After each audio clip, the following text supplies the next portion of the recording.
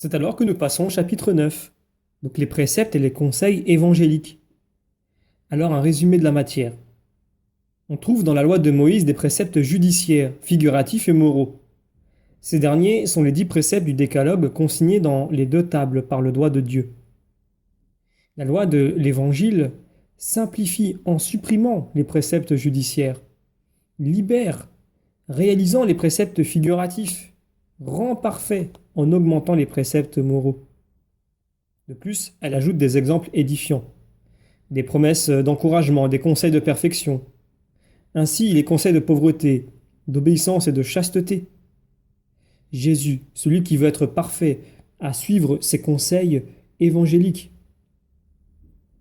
Alors une explication.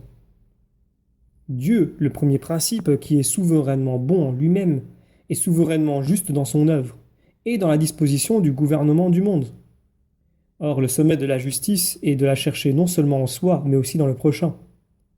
Comme la justice consiste à se conformer aux règles du droit, il appartient à la justice de Dieu de signifier à l'homme sa justice, non seulement sous la forme d'une vérité d'enseignement, mais aussi sous la forme d'une volonté de commandement. C'est avec l'aide de sa grâce qu'il nous dispose à obtempérer et à réaliser ces règles de justice. En outre, on peut obtempérer au commandement divin pour 2 motifs: par crainte de la peine ou par amour de la justice. Le premier motif est celui des imparfaits et le second des parfaits. Ainsi Dieu a donné à l'homme une double loi, l'une de crainte et l'autre d'amour, l'une engendrant la servitude et l'autre conduisant à l'adoption des enfants de Dieu. Ceux qui sont dans la crainte et l'imperfection sont terrifiés par des jugements, conduits par des signes et également dirigés par des préceptes. C'est le rôle de la loi de Moïse, qui est loi de crainte et qui contient des préceptes judiciaires, figuratifs et moraux. Mais il convient à ceux qui sont dans la perfection et dans l'amour de recevoir 3 éléments. Premièrement, le clair enseignement des exemples.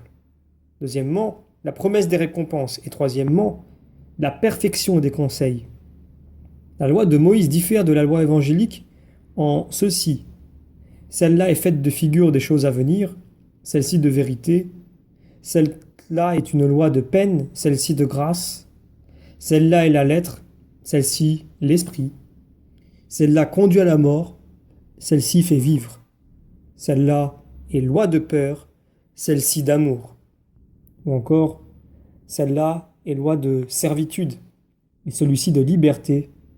Celle-là est un fardeau, et celle-ci toute facilité. Enfin, les divins préceptes contiennent les règles de la justice. Or, il est de la justice de rendre à chacun son dû. Il est donc nécessaire d'avoir certains préceptes moraux qui nous ordonnent à Dieu, et d'autres au prochain, selon le double précepte de la charité. C'est ce que l'Esprit Saint a voulu insinuer par ce mystère des 2 tables, que l'on dit, pour cela écrites par le doigt de Dieu. Or, Dieu étant 3, le Père, le Fils et l'Esprit Saint, il convient, premièrement, d'adorer sa majesté, deuxièmement, de professer sa vérité, et troisièmement, d'accepter sa charité selon les 3 puissances, irascibles, rationnelles et concupiscibles, par l'acte de l'œuvre, de la bouche et du cœur.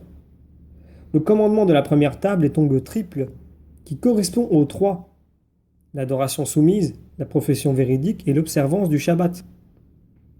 Le prochain est à l'image de la Trinité, en tant qu'il porte l'image du Père. On lui doit la piété. En tant qu'il porte l'image du Fils, on lui doit la véracité. En tant qu'il porte l'image de l'Esprit Saint, on lui doit la bonté. Les commandements de la seconde table sont donc au nombre de 7. 2 regardent la piété.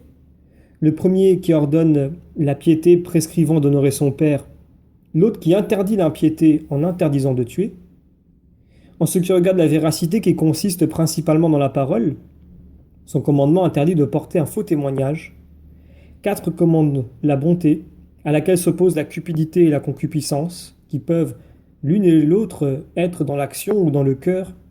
Donc tu ne commettras pas d'adultère, tu ne désireras pas la femme, tu ne voleras pas et tu ne désireras pas le bien d'autrui. On le voit, ces préceptes s'ordonnent selon les torts plus ou moins grands qui peuvent être portés à la justice.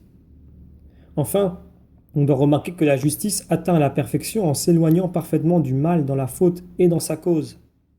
Or, tout mal provient d'une triple racine: la concupiscence de la chair, la concupiscence des yeux et l'orgueil de la vie. Il y a donc trois conseils évangéliques qui nous éloignent parfaitement de cette triple racine. Ce sont des conseils, car pour éloigner parfaitement du mal, il ne sépare pas seulement des choses illicites, mais aussi des choses licites et permises, mais pouvant être cause de mal, occasion de mal. Par là, ils ne retiennent une surabondance de la justice, ainsi qu'il convient à la perfection de la loi évangélique et de la grâce.